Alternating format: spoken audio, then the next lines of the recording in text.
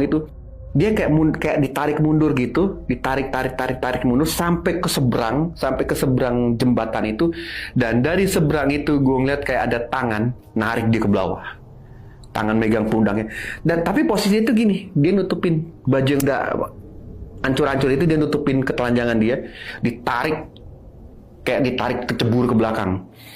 Nah pas ditarik itu, gue teriak saat itu, waduh tolong jangan dong, kasihan dia udah meninggal. Udah. Nah pas dia tarik ke belakang itu, gue ngerasa kayak di belakang gue ini kayak gimana, kayak lu tuh disuruh duduk, dipegang itu duduk. Gue keduduk. Nah pas gue keduduk di saat itu, gue ngeliat di depan gue itu delman yang tadi lewat, berhenti depan gue, dan si Arya itu kayak itu diangkat ya, digotong masuk ke dalam delmannya jalan terus sampai ujung jembatan, dan pas di ujung jembatan gue lihat itu delman hilang. Pas sampai ujung jembatan hilang, pas hilang.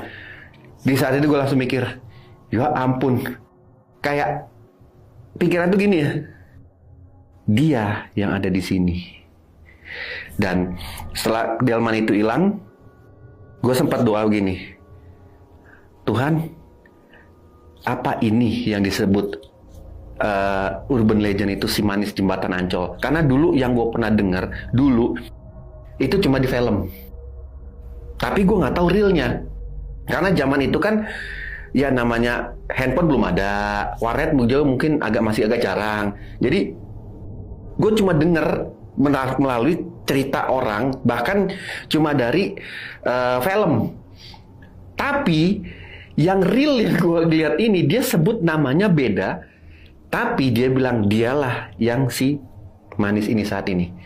Nah saat itu gue merem, gue tutup mata, karena gue selama ini kalau udah gak kuat, gue tutup mata gitu. Karena setelah delman ini hilang, itu gue masih dengar kayak perempuan di, tapi gue nggak mau, istilahnya gue nggak mau ngeliat lagi.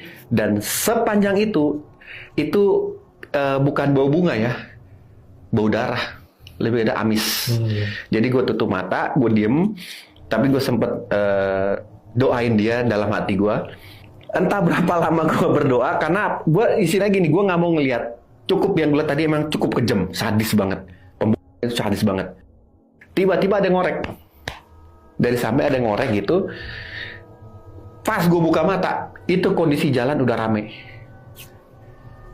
seperti yang sebelumnya. Waktu gue nunggu bus, gue kaget. Yang nepok gue pedagang sate. Dia nepok, bang, ngapain sujud di situ? Sujud. Pas gue liat, iya gue lagi sujud. Jadi bukan duduk, bukan tidur, lagi sujud ngadepin ke seberang jembatan. Waduh, iya. Gue berdiri, pas gue berdiri, si abang sate bilang gini, bang ngapain? Gue cerita, bang, yang tadi gue ketemu perempuan. Terus gue cerita sama dia gini nih, si abang sate bilang gini, bang, kita minggir ke seberang ya bang ya, kita ngobrol ya bang ya, udah. Itu gerobak sate ditinggal sama dia, kita ke seberang. Ngobrol. Waktu itu gue masih ngerokok, kita ngerokok. Jadi gue sama dia ngobrol sambil ngerokok. Dan abang saat itu bilang, saya ketemu dia udah sering bang. Dan dia yang disebut orang Mariam. Tapi dia yang sebelumnya, Siti Airyah ini, dia si manis jembatan Ancol yang pertama kali. Yang pertama kali legendaris ini, dia. Terus sampai gue tanya, berarti bang, yang Mariam itu sesudahnya. Jadi dia yang pertama. Berarti ada lagi. Iya. Jadi sampai si abang saat itu nanya, abang dikasih wejangan gak sama dia? Enggak, gue bilang dia cuma minta tolong. Tapi yang terakhir, waktu dia kasih berdiri gue bang, posisi udah compang-camping gitu, dan dia sebut memang namanya. Dan dia cuma bilang, tolong dikenang. Dia bilang iya.